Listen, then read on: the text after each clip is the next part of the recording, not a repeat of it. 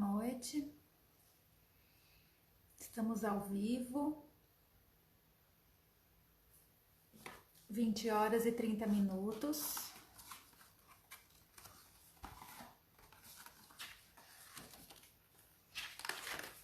Hoje é o dia 4 de maio. 4 de maio de 2020, 20 horas e 30 minutos. Sérgio, né, que chegou. Obrigada, Sérgio, fique à vontade. Estamos aguardando as pessoas aí.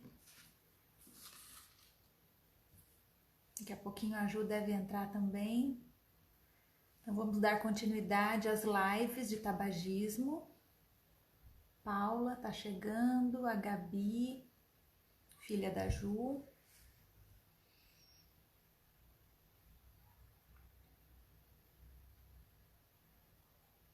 Vamos ver quem entra.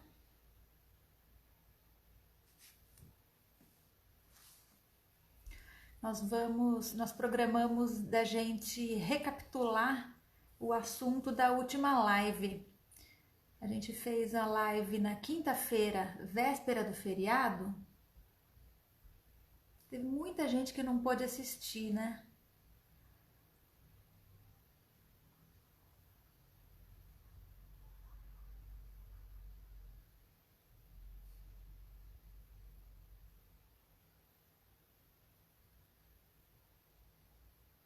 Tá me chamando. Obrigada, Paula. Obrigada. Vamos em frente, né? Oi, boa noite, doutora. Boa noite, Ju. Tudo bem? Tudo, como é que você tá? Tudo em ordem? Tudo jóia. Tá E dando para me você? ouvir bem? Tudo Tá bem, tudo em ótimo. ordem. Tá ótimo. Tá sim. Então, o pessoal tá entrando aí, né? A Paula Carpim. Obrigada, Paula. Paula é uma grande amiga, viu, doutora? Da Ah, família. obrigada. Que bom. E então, nós fizemos a live na véspera do feriado, que foi o teste de Fagstrom, que a doutora fez a avaliação do grau de dependência nicotínica, né, doutora? É Alguns isso mesmo. internautas ficaram sem a possibilidade de acompanhar o teste e hoje nós vamos recapitular. Então, eu vou iniciar já com a primeira pergunta, para você estar respondendo para quem está nos assistindo, tá? Tá bom. Quanto tempo após acordar o tabagista fuma o seu primeiro cigarro? Na verdade, é assim, Ju. O objetivo desse teste, é importante a gente também colocar para as pessoas o seguinte: o objetivo desse teste, ele deve ser feito, ele pode ser feito pelo próprio indivíduo fumante, tá? E ele é muito utilizado também, né, pelos médicos, pelos profissionais da área da saúde que estão abordando o paciente. E ele é muito reprodutível, então é facilmente realizado e ele tem é um teste muito que já foi muito testado, né, para ver se ele tinha se ele tinha realmente um fundamento e realmente tem. Ele tem uma abrangência muito interessante e o resultado dele, o que a gente pode inferir desse teste, nos dá informações muito importantes, né? Uhum. Então, assim, o objetivo é medir o grau de dependência à nicotina, tá? Todo paciente tem que ter esse teste realizado, né? Ou o médico faz junto com ele, porque é uma forma da gente também de orientação para o paciente e é uma forma também de, né, levar Avaliar? informações, né? Levar informações Uhum. para ele e essa avaliação, então, deve ser feita junto, né? O médico não faça ele sozinho ali, ele conta, estou fazendo um teste, eu vou medir seu grau de dependência, né?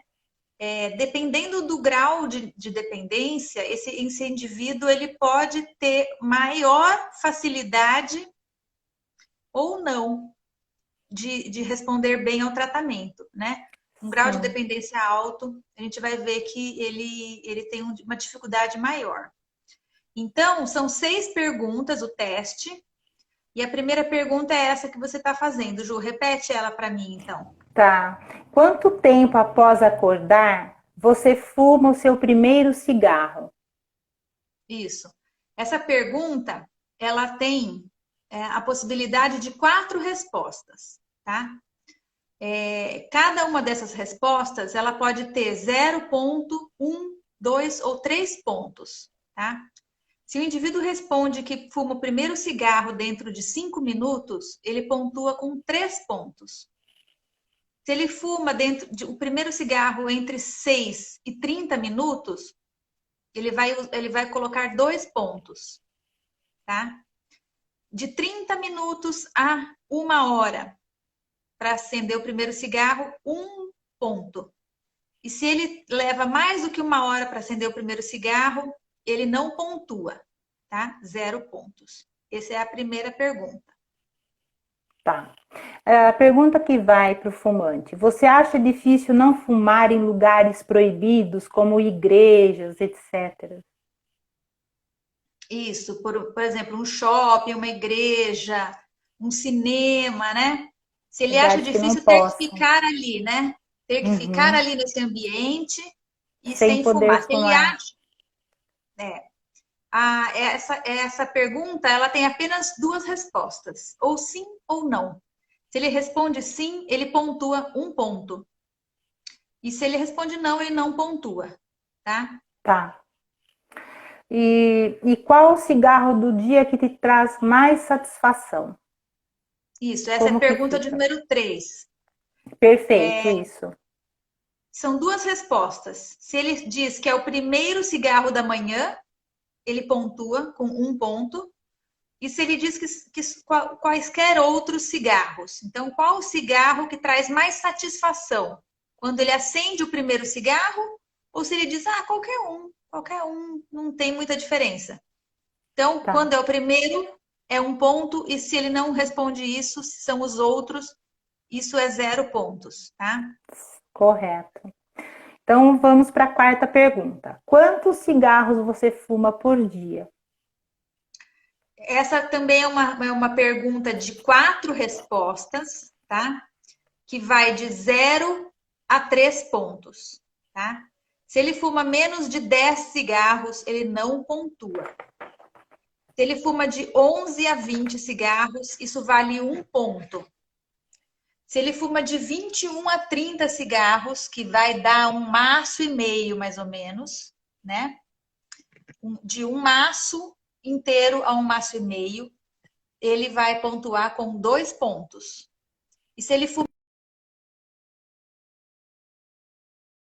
3 pontos, ele vai dar para essa resposta. Veja que nesse grau, nessa graduação dessa pergunta, a gente já entende um pouco em relação à dependência. Quanto mais pontos o indivíduo somar no final desse teste de Fargestrom, ele vai, quanto maior número de pontos, é o maior grau de dependência. Né? Então, o Dependência. indivíduo que fuma um maço inteiro ou mais, ele já põe 2 pontos só nessa resposta. Né? Então, a gente vê como é importante a gente saber a quantidade de cigarros fumados por dia. Tá? Uhum, tá. A quinta pergunta, doutora. Você fuma mais frequentemente pela manhã? Então, esse também é uma pergunta que tem apenas 2 respostas, ou sim ou não. Se ele fala que fuma mais frequentemente pela manhã, ele responde 1 ponto. E se ele não, eu fumo ao longo do dia todo a mesma quantidade, isso é 0 pontos, tá? Correto. E a última pergunta, você fuma mesmo doente quando precisa ficar de cama a maior parte do tempo? Isso. Essa também é uma pergunta de sim ou não. Se ele responde sim, né, ele vai ter 1 ponto, e se ele responde não, ele não vai pontuar. Observar, então, que as perguntas estão sempre relacionadas com a ideia do grau de dependência. Lembrando daquela explicação que eu dei em relação à concentração de nicotina no nosso sangue, que na verdade está fazendo efeito cerebral nos nossos receptores nicotínicos. Então, quando o indivíduo acorda, ele passou a noite inteira sem fumar, ele vai estar com a concentração de nicotina baixa. E os receptores vão estar ávidos pela nicotina. É isso que ele sente, né? A abstinência ele sente nesse momento. Então, ele sente angústia, ele sente uma ansiedade importante, ele pode ter tremor, ele pode ter secura na boca, né? São os efeitos da falta da nicotina. Cigarro. Aí ele vai acender o primeiro cigarro. Então, dependendo dessa concentração de nicotina, se ele tem uma quantidade muito grande de receptores, de boquinhas lá no cérebro, pedindo a nicotina, isso mais rápido ele vai precisar acender o primeiro cigarro, então em menos de 5 minutos, né? E ele vai fumar mais quantidade de manhã para conseguir manter voltar à concentração nicotínica que ele era habituado, então ele fuma a maior quantidade de cigarro no período da manhã, né? Esse indivíduo tem um grau maior de dependência porque ele tem mais receptores lá ávidos pela nicotina. Que também se traduz na quantidade de cigarros fumados por dia, né? O indivíduo que fumou com um cigarro, ele consegue ocupar todos os receptores, né? E com a depuração da nicotina, da circulação, você vai ter um decréscimo dessa concentração e o indivíduo vai ter novamente a vontade de fumar, né? Então, quanto mais cedo ele tem essa vontade, maior é o grau de dependência, né? Então, a gente vai depois agora passar para o resultado, né, Ju? Isso, o grau de dependência. Pode ler para mim. Tá. De 0 a 2 pontos é muito baixo. De 3 a 4 pontos é baixo. Com 5 pontos, considerado médio. De 6 a 7 pontos, elevado. E de 8 a 10 pontos, muito elevado. Isso, lembrando que a pontuação máxima é 10. Qual é o valor máximo que o indivíduo pode dar nesse teste aqui? É 10, né? Então, se ele tiver de 8, 9 ou 10, ele tem uma dependência nicotínica muito elevada, com certeza. Tá. Doutora, esse teste de Fagerström, ele ajuda o médico no tratamento, na avaliação que você faz? De certa forma? Ele ajuda, sim, Ju. Ele ajuda. Por quê? Porque quando eu sei que um indivíduo ele tem um grau de dependência nicotínica de moderado a intenso, né? Então, se ele respondeu ali 5, 6, de 5 para cima, né? Uhum. Então, esse paciente, os estudos já mostraram que se eu faço apenas aconselhamento, né? Orientação, ou até eu utilizo a TRN, que é a que a gente chama de terapia de reposição nicotínica, basicamente adesivo de nicotina, chiclete, pastilha, eu consigo uma taxa de sucesso pequena, tá? Então, eu não consigo dar o melhor tratamento para esse indivíduo. Se ele tem um grau de dependência de 5 para mais, né? Se ele é moderado a intenso, eu preciso associar medicamento, tá? Eu preciso associar bupropiona ou vareniclina, que são os medicamentos que estão aprovados para tratamento de tabagismo, né? Então, os estudos já me mostraram isso. Se eu estou diante de um indivíduo com grau de dependência moderado a elevado, eu vou associar tudo isso. Eu vou fazer uso da medicação, eu posso fazer uso da TRN, que é a reposição nicotínica, e também o aconselhamento de abordagem, né, cognitivo, psicocognitiva, né? Aham. É isso. Ó, doutora, a Alice Camuzzi é uma amiga minha também. Boa noite. Gostaria de perguntar: fiz tratamento por 3 meses, fiquei 60 dias sem fumar, mas infelizmente voltei. Estou fumando 5 cigarros por dia. Certo. Ela parou, ela tinha parado por 6 meses, né? Isso, 60 dias, 60 dias Ela tinha conseguido ficar 60 dias sem fumar. sem Então, fumar. o que ela teve foi uma recaída, né? Ela conseguiu ficar. Esse período de 60 dias um período muito crucial na parada da cessação do tabagismo, porque ainda tem muito forte a abstinência nicotínica, o indivíduo sofre muito nesses primeiros 60 dias, e existe sim taxas de recaída nesse período. Por isso que, mesmo pacientes que vêm para mim me contando, doutora, eu parei de fumar já fazem 2 meses, como se ela viesse hoje para meu consultório me contando. Uhum. Que bom, parabéns, que bom. Não, nunca eu diria isso para ela. Eu falei assim, olha, então vamos lá, me conte como que você está se sentindo. Você está tranquila? Você está se sentindo bem? Você não tem nada, você não tem. Vamos questionando se ela está tendo sintomas de abstinência em algum momento.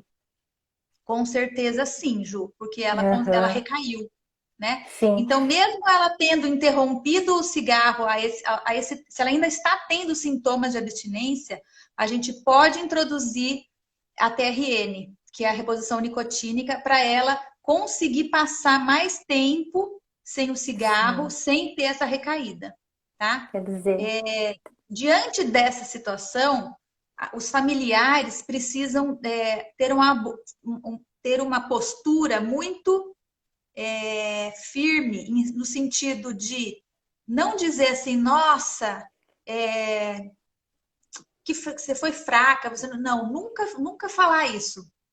Sempre apoiando, dizendo, você vai conseguir de novo, você tenta de novo, a gente está aqui junto para te ajudar, não né? desiste. Não desista, nós vamos tentar de novo, eu vou te ajudar.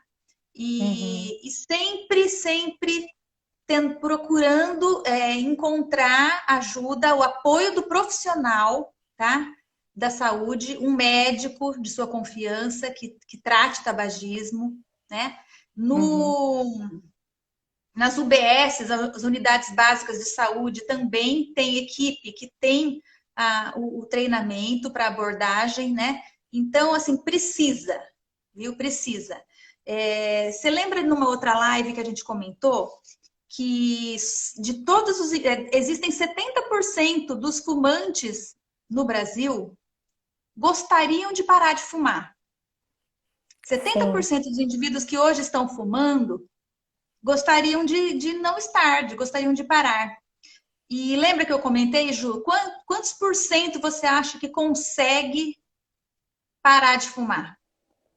Você lembra disso? Lembro da pergunta, Lembra que número que era esse? se eu não me engano, foi mais do que a metade, não era? Era muito menos. Apenas Muito. 3% consegue parar. Ah, sim, que Apenas consegue, mas que tinha vontade era mais da metade. Uhum. que gostaria de fumar, de parar de fumar, 70% dos indivíduos setenta que por estão cento fumando gostariam de não fumar mais, que gostariam de ter Sim. ajuda, gostariam de, se pudessem alguma coisa acontecer com eles, parar, né? Então, Uhum. assim, só que desses que gostariam, apenas 3% conseguem. E mais uma outra informação. Tá, mas então esses 3% é porque eles tiveram muita força de vontade, né? Aquela pessoa determinada. Você acha que é isso ou não? A doutora, O que é que você assim, vou acha? ser bem franca, eu acho que tem. Eu li uma frase esses dias que não é força de vontade, é boa vontade. Eu acredito que tem que querer, mas assim, fazer a força, eu acredito que não. não consegue. Exatamente, exatamente. Precisa sim de força de vontade, mas o indivíduo fumante, ele é um prisioneiro. Ele sabe que aquilo faz mal, mas ele também sente prazer naquilo, né? Então ele gostaria de largar, mas ele sente muita dificuldade, porque ele sente mal quando fica sem o cigarro, né? Sim, ele Então, tá. assim, esses 3% que conseguem parar, a gente foram vistos nos estudos, foram justamente os indivíduos que têm baixa dependência nicotínica. Que É o seria indivíduo de que zero a faz o 2. teste de Fargestrom e tem 0, 2, 3, 2. até 4 pontos. Por que esse indivíduo tem só isso? Porque o organismo dele ele se satisfaz com aquela quantidade. Ele é um dependente, ele tem a adição, né? Ele tem o vício da nicotina, né? Uhum. Porém, isso nele não é tão forte, não é tão intenso. Então, esse indivíduo, se a gente fizer uma abordagem, é aquele que muitas vezes consegue por si só parar. É dificílimo um indivíduo que fuma 2 maços, 3 maços por dia, aquele grande, pesado fumante, conseguir parar sozinho. Porque é extremamente intenso o seu grau de dependência e a abstinência que ele vai ter vai ser imensa. Então, esse É, paciente, ele sofre muito. Então, a gente precisa contar para o paciente, olha, nós fizemos aqui o seu teste e o seu teste deu médio, elevado. Então, nós precisamos conversar sobre o que você vai sentir quando você tentar parar de fumar. A gente precisa aham. contar para ele. Você vai sentir isso, você vai sentir ansiedade, você vai sentir tremor, né? Náusea, cefaleia, que é dor de cabeça, mas daí você dá todas as opções para ele, sugestões para ele tentar passar por esse processo, né? Sem sentir mal, sem ter tanto sofrimento. Ele conhecendo aquilo que ele vai, né, passar, Uhum. ele consegue, ele consegue, é, né? Talvez se superar Isso, diante da exatamente. situação. É. Isso. Então, respondendo a pergunta da Alice, ela teve uma recaída e poderia ter introduzido o TRT, né, no A tratamento, né? TRN. TRN no tratamento, né? Isso. Então, a Alice, já falei para ela, né, inclusive da campanha antitabagismo, e que Aham. é um momento, assim, da gente se fortalecer pela situação que a gente está vivendo, né, enfrentando a Covid-19, o coronavírus, e isso daí é um estímulo muito grande, né, doutora? Então, o tratamento está aí, está com várias modificações, né, com medicamentos novos, e eu acho que vale a pena tentar, né? Não pode desistir porque Sim. recaiu. A Alice não pode desistir, a Alice não pode desistir. E saiba, Alice, que assim como você, a maioria dos indivíduos que conseguiram realmente ficar livre do cigarro não foi na primeira tentativa, tá? Muitos, 3 ou 4 tentativas anteriores àquela que realmente surtiu o sucesso, né? E qual que realmente conseguiu? Foi aquela que foi melhor conduzida. Então, precisa ter uma equipe junto, precisa ter um profissional muito bem capacitado e o paciente aderindo a esse tratamento. Então, uma troca entre o paciente e o médico É, e os profissionais da saúde envolvidos, né? bacana, doutora. Eu vejo que quem trata tabagismo, ele não pode se sentir sozinho. O médico que trata ele ele tem que enxergar como um psicólogo, um médico de apoio, né? Porque a abstinência é algo inevitável, né? Dependendo do grau de dependência, muito mais pesado fica, né? Sim, o médico ele tem que muito mais até ouvir do que falar, né? Claro que ele tem que passar muita informação, mas ele tem que deixar aberto aquele canal para o paciente contar, falar, expressar o que ele está sentindo. Ju, vamos finalizar a live falando um pouquinho do Paradas para o Sucesso? Vamos sim, doutora. Me conta. Tá, então, Paradas para o Sucesso é uma campanha anti-tabagismo, tá? Que a inventora, né, a dona de tudo isso é a doutora Juliana Previtali, que vem desempenhando o seu profissionalismo, trabalhando em excelência, dando todo o seu conhecimento, o seu aprendizado para conseguir trazer a conscientização das pessoas ao abandono do tabaco. Então, a gente está sendo prestigiado com atores, cantores, pessoas que estão dando suporte e dando assim, estendendo a mão para esse que se torne um grande marco na vida de vocês que fumam. Então, vocês vão ouvir falar nas rádios, nos jornais, na Gazeta, e nós gostaríamos muito que todos vocês participassem. Você queria falar um pouquinho, doutora?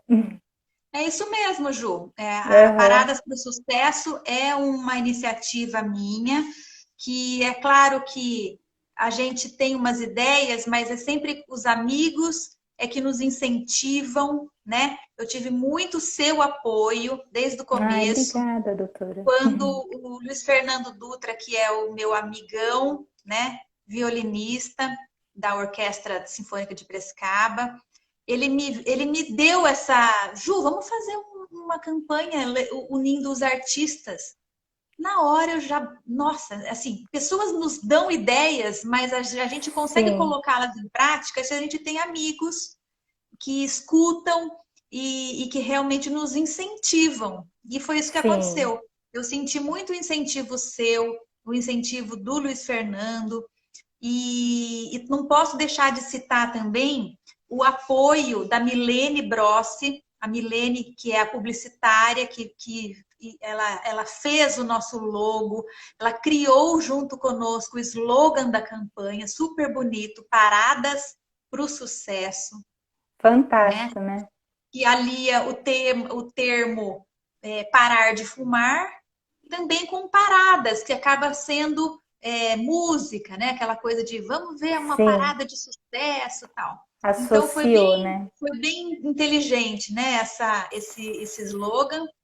Também nós temos o apoio do Will Garcia, que também ele está fazendo a edição dos vídeos, né? Todos os vídeos que vocês estão vendo, vai para a mão dele e ele faz a arte, né? Corta, edita, deixa bem bonitinho. E a nossa ideia é soltar esses vídeos, 3 vídeos por semana. Então nós temos já 14 músicos, artistas que estão envolvidos, né? Cada um, ele vai começar tocando o seu instrumento, né? Dando um pequeno início ali se ele canta, ele vai cantar, né? Se ele é um instrumentista, vai executar um pouquinho de alguma música, vai ler um trechinho que sempre vai ser um recadinho para quem estiver ouvindo em relação a tabagismo, tá? Não só para quem é fumante, mas conscientizando os jovens para que não entrem nesse vício e tudo mais. Vão ser 14 recados diferentes. O primeiro já começou hoje, né? Sim. A gente colocou no ar o Romualdo Sarcedo. E o próximo, que a Rádio Educativa já começou a colocar também, é do Douglas Simões, professor, né, e compositor, Douglas Simões, muito querido.